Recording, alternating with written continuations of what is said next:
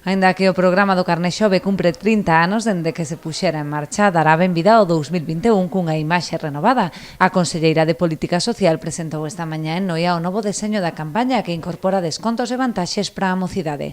Unha das principais novidades é que todos os rapaces galegos entre 12 e 30 anos recibirán a súa tarxeta na casa de xeito totalmente gratuito. Ademais, non será preciso renovala, posto que se amplía a súa vixencia de xeito indefinido, ata que o titular cumpra 30 anos. Ata agora, como ben saben, este carné solicitábase, tiña unha taxa e a partir de agora vai a pasar a ser 100% gratuito. Pero é que, ademais, esta nova imaxe, este novo carné inclúe tres novidades moi importantes. En primeiro lugar, xa non vai a ser necesaria esa renovación que era antes cada 2 anos e supoñía un custe de 6 euros, a partir de agora vai a ter un carácter totalmente indefinido ata que unha persoa cumpla os 30 anos.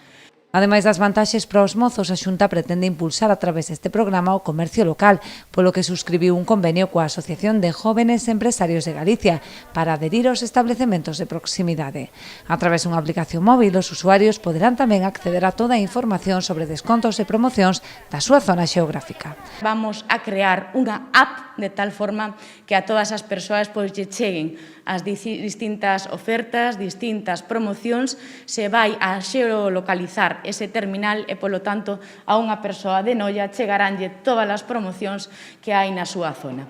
O alcalde de Noia quixo agradecer a implicación da Consellería coa mocidade noiesa a través de numerosos programas que ven desenvolvendo a Dirección Xeral de Xuventude no municipio. Gracias por esa colaboración continua co Concello de Noia e ca xuventude, cos xóvenes, con distintas iniciativas que, ademais, teño que decir que temos unha atención exquisita por parte da directora xeral en todas as ocasións nas que tivemos a oportunidade de facer de plantexamentos ou propostas, que as acolleu, as fixo súas e algunhas delas están plasmadas dentro do propio edificio, incluso nas instalacións exteriores.